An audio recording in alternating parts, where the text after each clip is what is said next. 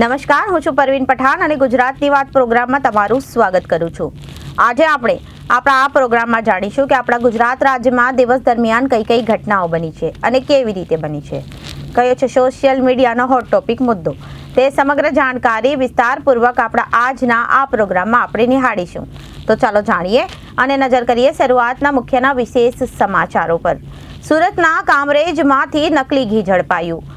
પોલીસે કઠોર ગામે આવેલા માનસરોવર રેસિડેન્સીમાં દરોડો પાડીને ફ્લેટમાંથી સુમુલ ડેરી જેવો જ આબેહૂબ પેકિંગ ધરાવતા નકલી ઘી ઝડપી પાડ્યું। તો બીજી બાજુ ભારતીય સંસ્કૃતિને જીવંત રાખવા શરૂ થયેલું પ્રીત ફાઉન્ડેશનનું પહેલી રોટી ગાયકી અભિયાન હવે સુરતમાં વિસ્તરી રહ્યું છે। તો બીજી તરફ દારૂના કટિંગ સમયે રેડ પડતા પથ્થરમારો થયો, પીઆઈનું 2 રાઉન્ડ ફાયરિંગ। વડોદરાના દરજીપુરામાં એસએમસીની ટીમ પર હુમલો કરવામાં આવ્યો। 22 લાખના દારૂ સાથે 3 બુટલેગરો ઝડપાયા, 8 ફરાર। તો બીજી તરફ 28 ડિસેમ્બરના રોજ વિદ્યાકુંજ સ્કૂલ પાલનપુર જકાતનાકા ખાતે ભારતના અનમોલ રતન ટાટાના જન્મદિવસ નિમિત્તે પ્રાર્થના સભા, પરિસંવાદ અને પ્રદર્શનનું એક વિશેષ આયોજન કરવામાં આવ્યું હતું। તો બીજી બાજુ આરોગ્ય મંત્રી જૂનાગઢ સિવિલની મુલાકાતે પહોંચ્યા। પીએમજેવાય યોજનાની તપાસ સમિતિની રચના મામલે ઋષિકેશ પટેલે કહ્યું, કલેક્ટરની ટીમ 1400 જેટલા દર્દીઓને ઓડિટ કરી માહિતી મેળવી રહી છે। તો બીજી તરફ મનમોહનસિંહ પંચમહાભૂતમાં વિલીન થયા। દીકરીએ મુખાગ્નિ આપ્યો। નિગમબોધ ઘાટ પર રાજકીય સન્માન સાથે અંતિમ સંસ્કાર કરવામાં આવ્યા।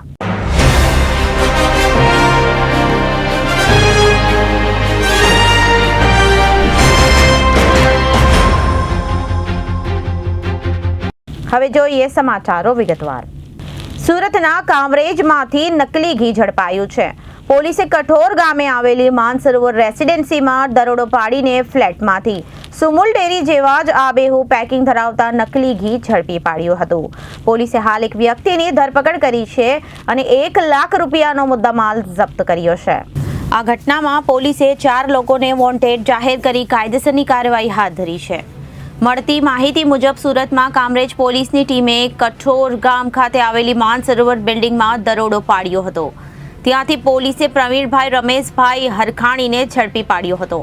પોલીસે તેના રહેણાંક મકાનમાંથી ડુપ્લિકેટ સુમુલ ઘીના 1 લીટર વાળા કુલ 108 ડબ્બા તથા પતરાના ખાલી ટીનના 38 ડબ્બા, ટીનને સીલ મારવાનું મશીન અને 15 લીટર વાળા પતરાના ખાલી ડબ્બા, 20 લીટર વાળું એલ્યુમિનિયમનું તપેલું અને 1 સગડી તથા 1 ગેસની બોટલ અને ઘી પેક કરવાના બોક્સ વગેરે મળી કુલ 1,540,000 રૂપિયાનો મુદ્દામાલ જપ્ત કર્યો હતો।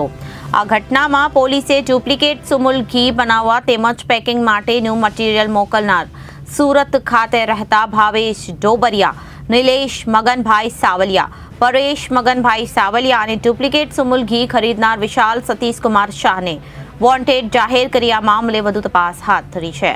કામરેજ પોલીસ મથકના પીઆઈ એચડી ચાવડાએ જણાવ્યું કે માનસરોવર સોસાયટીમાં રહેતા પ્રવીણભાઈ રમેશભાઈ હરખાણી નામનો ઈસમ સુમુલ ડેરીના જેવું જ પેકિંગ ધરાવતા ડુપ્લિકેટ ઘીનો ધંધો કરે છે।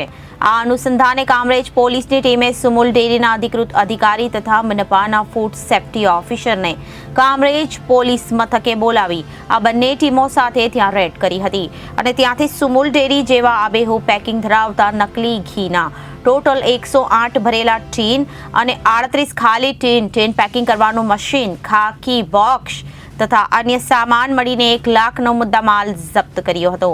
પકડાયેલા ઈસમની આ બાબતે પૂછપરછ કરતા તેણે જણાવ્યું કે ટોટલ 15 લીટર વાળા પથરાના ટીનના ડબ્બામાં પામ ઓઇલ તથા વેજીટેબલ ઓઇલ મંગાવી અને ઓઇલને મિક્સ કરી ગરમ કરી ત્યારબાદ 1 લીટર વાળા ટીનના ડબ્બામાં પેક કરીને સુરત સિટીમાં અલગ અલગ જગ્યાએ વેચાણ કરતા હોવાનું માલુમ પડ્યું હતું।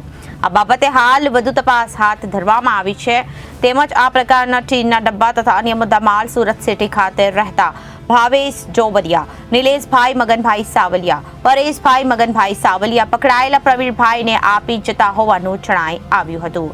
આ ઈસમે આ પ્રકાર એકવાર ઘી બનાવી સુરત સિટીમાં વિશાલ સતીશકુમાર શાહને વેચાણ કર્યું હતું અને પ્રાથમિક તપાસમાં છેલ્લા 15 દિવસથી તે આ કામગીરી કરતો હોવાનું હાલ જણાઈ આવ્યું છે। આ સમગ્ર મામલે હાલ વધુ તપાસ હાથ ધરવામાં આવી છે। Ji sir. Surat range IG Shri Premjitsinh Yadav સાહેબની રાહબરી હેઠળ સુરત ગ્રામ્ય જિલ્લા એસપી શ્રી તેજ જોઈસર સાહેબ તરફથી સુરત ગ્રામ્યના કામરેજ ડિવિઝનના ડીવાયએસપી શ્રી આઈજે પટેલ સાહેબ તરફથી 31ના અનુસંધાને કામરેજ પોલીસ સ્ટેશન વિસ્તારમાં અલગ અલગ અવારો જગ્યાઓ તથા વાહન ચેકિંગ અને કામરેજ પોસ્ટે વિસ્તારમાં કોઈપણ પ્રકારની ગેરકાયદેસર પ્રવૃત્તિ ચાલતી હોય તે શોધી કાઢવા માટે સૂચના અને માર્ગદર્શન આવેલ. જે અનુસંધાને કામરેજ પોલીસ સ્ટેશન તરફથી અમોને એક બાતમી હકીકત મળે કે માનસરોવર સોસાયટીમાં A7 નંબરના બિલ્ડિંગમાં 408 નંબરમાં રહેતા પ્રવીણભાઈ રમેશભાઈ હરખાણી નામનો ઈસમ સુમૂલ ડેરીના જેવું જ પેકિંગ ધરાવતા ડુપ્લિકેટ ઘીનો ધંધો કરે છે. જે અનુસંધાને કામરેજ પોલીસ સ્ટેશન તરફથી સુમૂલ ડેરીના અધિકૃત અધિકારી દીપેશભાઈ ચંપકલાલ ભટ્ટ તથા SMCમાંથી ફૂડ સેફ્ટી ઓફિસરને કામરેજ પોસ્ટે ખાતે બોલાવી સદર બંને ટીમો સાથે સદર જગ્યાએ રેડ કરતા Mansarovar building number A7 room number 408માંથી સુમૂલ ડેરી જેવા આબેહૂબ પેકિંગ ધરાવતા નકલી ઘીના ટોટલ 108 ભરેલા ટીન તથા 38 ખાલી ટીન, પૂઠા, તે ટીનનો પેકિંગ કરવા માટેનું મશીન, ખાખી બોક્સ તથા અન્ય સામાન મળીને ટોટલ કુલ 1 લાખ રૂપિયાનો મુદ્દામાલ મળી આવેલ છે. સદર પકડાયેલ ઈસમને આ બાબતે પૂછપરછ કરતાં તેઓએ જણાવેલ કે તેઓ ટોટલ 15 લીટર વાળા પતરાના ટીનના ડબ્બામાં પામ ઓઇલ તથા વેજીટેબલ ઓઇલ મંગાવી બંને ઓઇલને મિક્સ કરી ગરમ કરી ત્યારબાદ 1 લીટરવાળા ટીનના ડબ્બામાં પેક કરી સુરત સિટીમાં અલગ અલગ જગ્યાએ વેચાણ કરતા હોવાનું માલુમ પડેલ છે. આ બાબતે હાલ આગળની તપાસ PSI શ્રી DH વસાવા કરી રહેલ છે. સદર ઈસમની પૂછપરછ દરમિયાન આ પ્રકારના ટીનના ડબ્બા તથા અન્ય મુદ્દામાલ સુરત સિટી ખાતે રહેતા ભાવેશ ડોબડિયા, નિલેશ મગનભાઈ સાવલિયા તથા પરેશ મગનભાઈ સાવલિયા નામના ઈસમો પરેશ પકડાયેલ પ્રવીણભાઈને આપી જતા હોવાનું જણાઈ આવેલ છે. આ અગાઉ આ ઈસમે અગાઉ એકવાર આ પ્રકારે ઘી બનાવી સુરત સિટીમાં વિશાલ સતીશકુમાર શાહ નામના ઈસમને વેચેલ હોવાનું તપાસ દરમિયાન જણાઈ આવેલ છે. સદર બાબતે આગળની તપાસ હાલ ચાલુમાં છે. સાહેબ, અન્ય કોઈની સંડોવણી એની અંદર આના સિવાય પ્રવેશ છે? હાલમાં આ બાબતે વધુ તપાસ ચાલુમાં છે કે ટોટલી આ પ્રકારના ટીનના ડબ્બા કઈ જગ્યાએથી બનતા હતા, સ્ટીકર કઈ જગ્યાએથી બનતા હતા, અન્ય કોઈ ઈસમો આ પ્રકારની એક્ટિવિટીમાં સામેલ છે કે કેમ તે બાબતે આગળની તપાસ ચાલુમાં છે. કેટલા સમયથી ધંધો કરતો હતો? પ્રાથમિક તપાસ દરમિયાન સદર ઈસમ છેલ્લા 15 દિવસથી આ પ્રકારની એક્ટિવિટી કરતો હોવાનું ધ્યાનમાં આવેલ છે. ભારતીય સંસ્કૃતિને જીવંત રાખવા શરૂ થયેલું પ્રીત ફાઉન્ડેશનનું પહેલી રોટી ગાય અભિયાન હવે સુરતમાં વિસ્તરી રહ્યું છે. PP સવાણી ગ્રુપ દ્વારા સંચાલિત ઇંગ્લિશ સ્કૂલમાં પણ પહેલી રોટી ગાય કી અભિયાનની શરૂઆત થઈ છે. ત્યારે બાળ ગૌ ભક્તોએ ગાય માતાને ભારે ઉત્સાહભેર પહેલી રોટી અર્પણ કરી હતી. પહેલી રોટી ગાય કી અભિયાનની શરૂઆત નવસારી શહેરથી થઈ હતી. ભારતીય સંસ્કૃતિ મુજબ દરેક ઘરમાં જ્યારે રસોઈની શરૂઆત થતી ત્યારે પહેલી રોટી ગાય માતા માટે બનતી હતી. પરંતુ આજના આધુનિક યુગમાં આ સંસ્કૃતિ ભૂલાઈ રહી છે. તે વિસરાઈ રહેલી ધાર્મિક ભાવનાને ફરી યાદ કરાવવા પ્રીત ફાઉન્ડેશન દ્વારા પહેલી રોટી ગાય કી અભિયાનની શરૂઆત કરવામાં આવી હતી. આ અભિયાન અંતર્ગત શાળાના બાળકો ભારતીય સંસ્કૃતિની સમજ આપવામાં આવે છે અને અઠવાડિયામાં એકવાર પહેલી રોટી ગાય કી પોતાના ઘરેથી શાળામાં લાવવા માટે પ્રેરણા અપાય છે. બાળકો દ્વારા શાળામાં લવાયેલી રોટલી પ્રીત ફાઉન્ડેશનના સ્વયંસેવકો એકત્રિત કરે છે અને એકત્રિત કરેલી રોટલી ગૌશાળા અથવા પાંજરાપોળમાં ગાયોને ખવડાવે છે. પ્રીત ફાઉન્ડેશન દ્વારા બાળકોમાં સાંસ્કૃતિક મૂલ્યોનું બીજ રોપાયા બાદ હવે દક્ષિણ ગુજરાતના 1 લાખથી વધુ બાળકોના ઘર સુધી પહેલી રોટી ગાય કી અભિયાન પહોંચ્યું છે અને ભારતીય સંસ્કૃતિ ફરી તેમના ઘરમાં પહેલી રોટી ગાય કી બનતી થઈ છે. હાલ જ્યારે આ અભિયાનની શરૂઆત PP સવાણી ગ્રુપની એક ઇંગ્લિશ એકેડમીમાં થઈ ત્યારે બાળકો ભારે ઉત્સાહભેર ગાય માતા માટે પહેલી રોટી ઘરેથી લઈને આવ્યા હતા. પ્રીત ફાઉન્ડેશનના અભિયાનમાં જોડાઈને શાળા સંચાલકોએ પણ હર્ષની લાગણી વ્યક્ત કરી હતી. જી નમસ્કાર, હું Isha Jogi, principal of radiant English academy. આજે પ્રીત ફાઉન્ડેશન દ્વારા જ્યારે અમારું કોન્ટેક્ટ થયો અને પહેલી રોટી ગાય કી જે સંસ્કાર મારા બાએ અને મારી મમ્મીએ મને આપેલા હતા કે પહેલી રોટલી એટલે ગાયને જ ખવડાવવાની હોય, એ મેં પોતે જ્યારે હું નાની હતી ત્યારે અમે કરતા હતા. પણ કદાચ ધીરે ધીરે આ સંસ્કૃતિ ભૂલાતી જાય છે. આપણે એક મા તરીકે આપણા બાળકોને આ સંસ્કાર કદાચ નથી આપી શકતા, ત્યારે આજે અમે પ્રીત ફાઉન્ડેશન સાથે જોડાયા અને પહેલી રોટી ગાયકી અને બાળકો અમારા રેડિયન્ટ ઇંગ્લિશ એકેડમીના 2000 બાળકોએ આજે રોટલીનું દાન કર્યું છે પ્રીત ફાઉન્ડેશનને. તો એને માટે આજે બાળકોમાં જે સંસ્કાર આપ્યા અને કદાચ એમની મમ્મી જે કદાચ આ સંસ્કારને ભૂલી ગઈ છે, એને પણ આપણે એક સારા સંસ્કારનું સિંચન પ્રીત ફાઉન્ડેશન અને રેડિયન્ટ ઇંગ્લિશ એકેડમી દ્વારા કર્યું છે. એને માટે હું ખૂબ જ આજે ખુશી વ્યક્ત કરું છું અને આભાર વ્યક્ત કરું છું. આવા સારા કાર્યો અને સંસ્કારનું સિંચન ભવિષ્યમાં અમે કરતા રહીશું એવી મારી પોતાની ઈચ્છા છે. ની સાથે નમસ્કાર. નમસ્કાર. પ્રીત ફાઉન્ડેશન દ્વારા ચાલી રહેલ અભિયાન પહેલી રોટી ગાયકી, જેમાં અમે વિસરાતી જતી સંસ્કૃતિ જે પહેલાંના સમયમાં હતી કે ઘરમાં જ્યારે પણ રસોઈ બને ત્યારે સૌથી પહેલી રોટલી ગાય માટે બનાવતા હતા, જે હવે આજે વિસરાતી જાય છે, ભૂલાતી જાય છે. તો બાળકોમાં આ સંસ્કાર કેવી રીતે આવશે? આવનારા સમયમાં ગૌ માતા માટે આપણે ગૌ સેવા અને આજે આપણી વિસરાતી જતી સંસ્કૃતિ એને સાચવવા માટે અમે એક આ અનોખું પહેલ શરૂ કરી છે. એમાં અમે બાળકોને વીકમાં એક દિવસ રોટલી ઘરેથી સ્વેચ્છાએ લઈને આવે છે અને અમારા વોલેન્ટિયર કલેક્ટ કરીને એ પાંજરાપોળ ગૌશાળા ખાતે ખવડાવે છે. આ અભિયાનમાં અમારી સાથે અત્યાર સુધી 75 જેટલી શાળાઓ જોડાઈ ચૂકી છે અને 1 લાખ કરતાં પણ વધારે બાળકો સુધી અમે આ સંસ્કાર પહોંચાડી શક્યા છે. હવે આગળ પણ અમે એ અપીલ કરીએ છીએ કે આ અભિયાનમાં અમારી સાથે જોડાઓ અને આ વિસરાતી જતી સંસ્કૃતિને જાળવી રાખવા માટે અમારા આ અભિયાનમાં અમારી સાથે રહો. આજે કઈ શાળાની અંદર શરૂઆત કરી છે? કેટલા બાળકો? આજે અમે PP Savani group of school, એમાં અમે રેડિયન્ટ ઇંગ્લિશ મીડિયમ સ્કૂલ, એમાં 2000 બાળકોની સ્ટ્રેન્થ છે. એ શાળા આજે અમારી સાથે જોડાઈ છે અને એમની દરેક બ્રાન્ચ અમારી સાથે જોડાશે. વડોદરાના દરજીપરા વિસ્તારમાં દરોડા પાડવા ગયેલી એસએમસીની ટીમ પર હુમલો થતા પીઆઈએ 2 રાઉન્ડ ફાયરિંગ કરવાની ફરજ પડી હતી. વહેલી સવારે દારૂના ચાલતા કટિંગ પર એસએમસીની રેડ કરવા ગઈ અને ત્યારે બુટલેગરોએ પથ્થરમારો શરૂ કરી દીધો હતો. ત્યારે પીઆઈ દ્વારા ફાયરિંગ કરવાની નોબત આવી ગઈ હતી. આ હુમલામાં એસએમસીના વાહનો અને કેટલાક કર્મીઓને ઈજા થઈ હોવાની માહિતી મળી હતી. આ ઘટનામાં એસએમસીના પીઆઈને સ્વ બચાવમાં 2 રાઉન્ડ ફાયરિંગ કર્યું હતું. આ મામલે એસએમસીએ 3 આરોપીઓની ધરપકડ કરી છે, જ્યારે 8 આરોપીને વોન્ટેડ જાહેર કર્યા છે. હાલ આ મામલે આગળની તપાસ હરણી પોલીસે હાથ ધરી છે.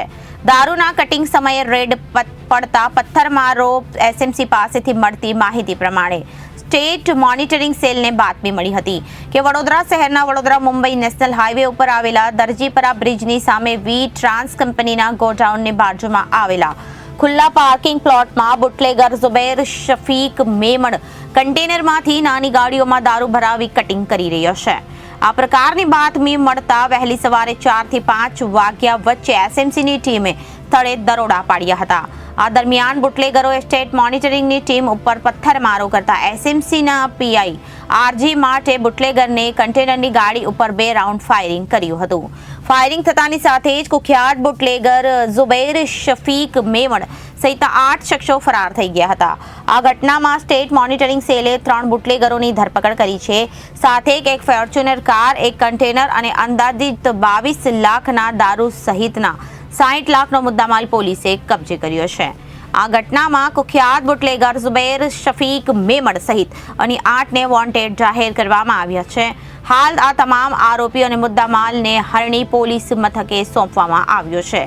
આગળની તપાસ હરણી પોલીસે હાથ ધરી છે. 28 ડિસેમ્બરના રોજ વિદ્યાકુંજ સ્કૂલ પાલનપુર જકાતનાકા ખાતે મા ભારતના અનમોલ રતન ટાટાના જન્મદિવસે પ્રાર્થના સભા, પરિસંવાદ અને પ્રદર્શનનું એક વિશેષ આયોજન કરવામાં આવ્યું હતું. તારીખ 9 ઓક્ટોબર 2024ના રોજ ભારતે એક સપૂત ગુમાવ્યું, એ રતન ટાટા. ભારત માતાનું અનમોલ રતન, તેમનું જીવન કવન, તેમનું મૂલ્યનિષ્ઠ કર્મષ્ઠ જીવન સમસ્ત ભારત વર્ષ અને વિશ્વ માટે પ્રેરક આદર્શ રહેશે.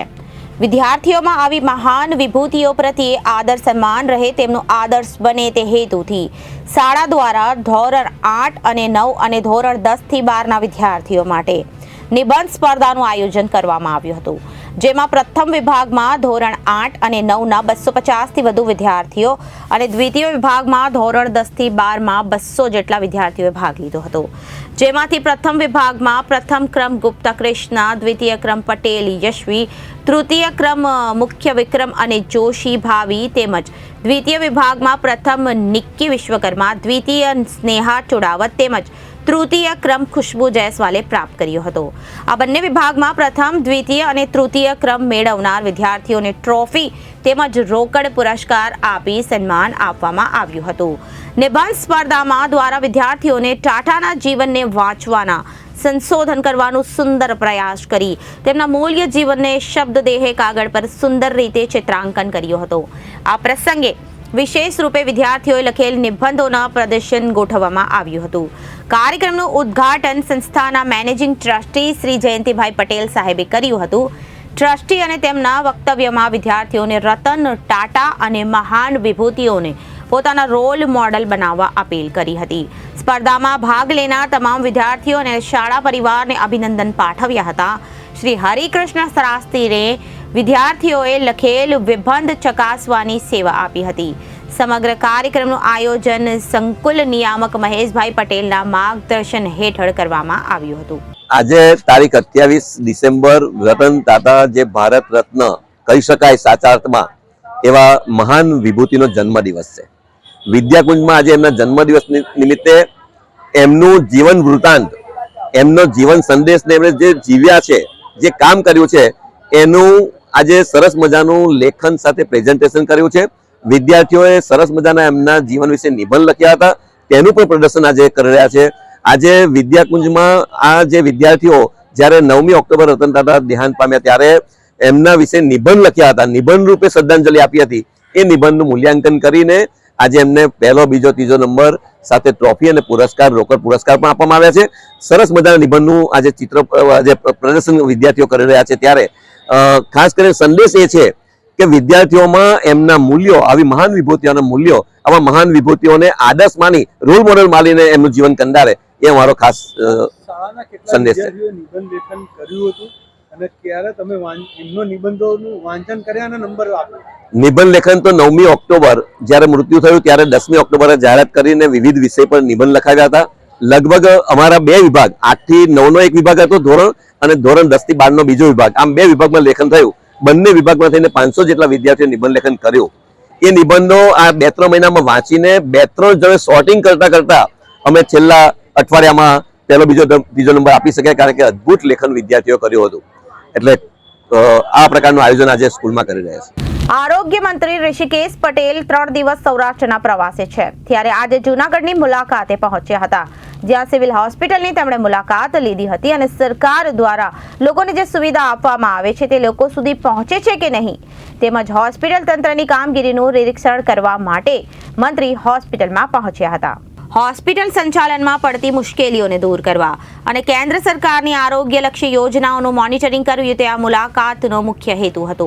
સિવિલ હોસ્પિટલમાં હોમિયોપેથિક, આયુર્વેદિક અને યોગ સેન્ટર એકસાથે કાર્યરત છે તેવી જૂનાગઢ સિવિલ હોસ્પિટલ માત્ર એક છે. આ સારવાર પદ્ધતિને પણ યોગ્ય મંત્રીએ બિરદાવી હતી અને જૂનાગઢ કલેક્ટરની ટીમ દ્વારા 1400 જેટલા કેન્સરના દર્દીઓનું ઓડિટ કરી તપાસ હાથ ધરવામાં આવે છે. પીએમજે યોજનાને લઈ આરોગ્ય મંત્રી ઋષિકેશ પટેલે પોતાનું નિવેદન આપ્યું હતું કે જૂનાગઢ પીએમજે યોજના અંતર્ગત આજે 1400 જેટલા દર્દીઓ કેન્સરની સારવાર લીધી છે. તે દર્દીઓની હાલ પૂછપરછ કરવામાં આવી રહી છે. જૂનાગઢ કલેક્ટરની ટીમ દ્વારા એક તપાસ સમિતિની રચના કરવામાં આવી છે. આ યોજના અંતર્ગત કયા દર્દીઓએ લાભ લીધો હતો તે તમામ બાબતે હાલ જૂનાગઢ કલેક્ટર તેમજ આરોગ્ય વિભાગ દ્વારા તપાસ કરવામાં આવી રહી છે. પીએમજે યોજનામાં કોઈ પણ ગંભીર બાબતો કે બેદરકારી સામે આવશે તો તેની સામે કાર્યવાહી કરી યોગ્ય પગલાં લેવાશે. રાજ્યના આરોગ્ય મંત્રી ઋષિકેશ પટેલે જણાવ્યું કે સૌરાષ્ટ્રની અંદર તમામ મેડિકલ હોસ્પિટલ, મેડિકલ કોલેજો અને જિલ્લાની આરોગ્ય વ્યવસ્થાની ચકાસણી માટે આજે મુલાકાત લેવાનું થયું છે. જે પ્રમાણે અહીંથી રિપોર્ટ મળતા હોય તે પ્રમાણે નીચે ગ્રાઉન્ડ લેવલ સુધી એ વાત પહોંચી છે કે નથી તે પહોંચી અને ડોક્ટરો, દવાઓ અને દર્દીઓની વ્યવસ્થા, સગવડ તથા તમામ બાબતોને આવરી લેતા એક પ્રવાસનું આયોજન કરવામાં આવ્યું હતું. ગઈકાલે ભાવનગર બાદ આજે જૂનાગઢ અને બપોર પછી રાજકોટની મુલાકાત લેવાનું છું અને કેન્દ્રીય અને રાજ્ય સરકારના આરોગ્યલક્ષી કાર્યક્રમોનું મોનિટરિંગ થઈ જાય અને હોમિયોપેથિક આયુર્વેદિક યોગ સેન્ટર ત્રણે એક જ જગ્યાએ ચલાવવામાં આવે તેમજ આરોગ્ય વિભાગમાં જે પ્રમાણે સારી પદ્ધતિ કામ કરવામાં આવી રહ્યું છે તેની પણ માહિતી મળી છે અને દવા દર્દીને અપાતી સગવડ અને માનવીય સંવેદના સારવારમાં આ તમામ બાબતોને શહેરથી લઈ ગ્રામ્ય કક્ષા સુધી તમામ રિવ્યુ મેળવવામાં આવશે. જૂનાગઢ હોસ્પિટલમાં ચાલતી PMJY યોજનાની તપાસ સમિતિની રચના મામલે પૂછતા ઋષિકેશ પટેલે જણાવ્યું કે હાલ તપાસ કમિટી કામ કરી રહી છે. ગઈકાલે તેમણે બાબતે પ્રશ્ન પૂછવામાં આવ્યું હતું પરંતુ અત્યાર સુધી વાત તેમણે જણાવી હતી કે મારા ધ્યાનમાં નથી કે પરંતુ જૂનાગઢ કલેક્ટરને પૂછપરછ કરતા તેમની કમિટી આ બાબતે ઓડિટ કર્યું છે જેમાં 1400 જેટલા કેન્સરના દર્દીઓને સારવાર આપવામાં આવી છે. એવા દર્દીઓને વ્યક્તિગત રીતે મળી તેને ફોન કરી માહિતી એકત્રિત કરી છે. તેમજ આ મામલે જ્યાં અનિયમિતતા મળશે તેમજ દર્દીઓની પોતાના ઘરે જતી વખતે 300 યોજના અંતર્ગત આપવાના હોય છે. તેમજ PMJY યોજનામાં સારવાર કર્યા બાદ કઈ હોસ્પિટલ દ્વારા વધારાના પૈસા વસૂલવામાં આવ્યા છે આવી બાબતો ધ્યાનમાં આવી છે. આ મામલે હાલ જૂનાગઢના જિલ્લા કલેક્ટર અને આરોગ્ય વિભાગની ટીમ તપાસ કરી રહી છે અને વિગત મેળવી રહી છે. જૂનાગઢ સિવિલ હોસ્પિટલમાં CT સ્કેન કર્યા બાદ પ્લેટ આપવામાં આવતી નથી. દર્દીઓ પાસેથી ₹1000 જેટલા વસૂલવામાં આવે છે અને દર્દીઓને મોબાઈલમાં રિપોર્ટ આપવામાં આવે છે. આ મામલે પૂછતા આરોગ્ય મંત્રી ઋષિકેશ પટેલે કોઈ પ્રશ્ન અત્યારે નથી એવું કહી ચાલતી પકડી હતી. એ ગેપ અંગેની વાત હતી. એ અહીંયા જિલ્લા લેવલે હોસ્પિટલ સાથે વાતચીત કરી અને ઘણી બધી આપણે પૂરી પાડી. સર, જુનાગઢની સિવિલ હોસ્પિટલમાં CT સ્કેનની પ્લેટો ખૂટી હતી અને ₹1000 લોકો પાસેથી જે સરકારી ભાવ હોય છે તે લેવાય છે અને મોબાઈલની અંદર CT સ્કેનના જે રિપોર્ટ હોય છે તે આપવામાં આવે છે. કોઈ પ્રશ્ન અત્યારે સૌરાષ્ટ્રની અંદર તમામે તમામ મેડિકલ હોસ્પિટલો, મેડિકલ કોલેજીસ અને સાથે જિલ્લાની આરોગ્યની વ્યવસ્થાઓ જે પ્રમાણેના રિપોર્ટ્સ મળતા હોય છે એ હકીકતે નીચે ગ્રાઉન્ડ લેવલ સુધી એ વાત પહોંચી છે નથી પહોંચી. ડોક્ટરોની વ્યવસ્થા, દવાઓની વ્યવસ્થા, પેશન્ટોની સગવડ તમામ બાબતોને આવરી લેતો આ એક કોમ્પ્રિહેન્સિવ અમારો પ્રવાસ છે જેથી કરી ગઈકાલે હું ભાવનગર હતો, આજે જુનાગઢ છું, બપોર પછી રાજકોટ પણ છું. પૂર્વ વડાપ્રધાન મનમોહન સિંહના શનિવારે નિગમબોધ ઘાટ ખાતે રાજકીય સન્માન સાથે અંતિમ સંસ્કાર કરવામાં આવ્યા હતા. તેમના પાર્થિવ દેહને તોપગાડીમાં દિલ્હીના નિગમબોધ ઘાટ પર લાવવામાં આવ્યો હતો. અહીં ત્રણેય સેનાએ તેમને સલામી આપી હતી. આ પછી શીખ પરંપરા અનુસાર અંતિમ સંસ્કારની વિધિ પૂર્ણ કરવામાં આવી હતી. મનમોહન સિંહના પત્ની ગુરશરણ કૌર, મોટી પુત્રી ઉપિંદર સિંહ, બીજી પુત્રી દમન સિંહ અને ત્રીજી પુત્રી અમૃત સિંહ નિગમબોધ ઘાટ પર હાજર રહ્યા હતા. આ પરિવાર વડાપ્રધાન મોદીને પણ મળ્યો હતો. સોનિયા, પ્રિયંકા, રાહુલ અને કોંગ્રેસના વરિષ્ઠ નેતાઓએ નિગમબોધ ઘાટ પર ઉપસ્થિત રહી તેમને શ્રદ્ધાંજલિ આપી હતી. રાષ્ટ્રપતિ મુર્મુ, વડાપ્રધાન મોદી, રક્ષામંત્રી રાજનાથ પણ તેમને વિદાય આપવા પહોંચ્યા હતા. અંતિમ સંસ્કાર વખતે પણ મનમોહન સિંહને તેમની મનપસંદ વાદળી પાઘડી પહેરાવવામાં આવી હતી. ડોક્ટર મનમોહન સિંહના પાર્થિવ દેહને સવારે 9:30 વાગે તેમના નિવાસસ્થાનથી કોંગ્રેસ મુખ્યાલય લાવવામાં આવ્યો હતો. આ પછી અંતિમ યાત્રા શરૂ થઈ અને પૂર્વ વડાપ્રધાન ડોક્ટર મનમોહન સિંહનું ગુરુવારે રાત્રે નિધન થયું હતું. તેઓ 92 વર્ષના હતા. તેઓ લાંબા સમયથી બીમાર હતા. ઘરે બેભાન થયા બાદ તેમને રાત્રે 8 વાગે દિલ્હી આઈમ્સમાં લાવવામાં આવ્યા હતા. હોસ્પિટલના બુલેટિન અનુસાર તેમણે રાત્રે 9:51 અંતિમ શ્વાસ લીધા. તો અત્યારે ગુજરાતની વાતમાં વિરામ લઈએ. વધુ સમાચારો જોવા માટે જોતા રહો જનાદેશ ન્યૂઝ. નમસ્કાર.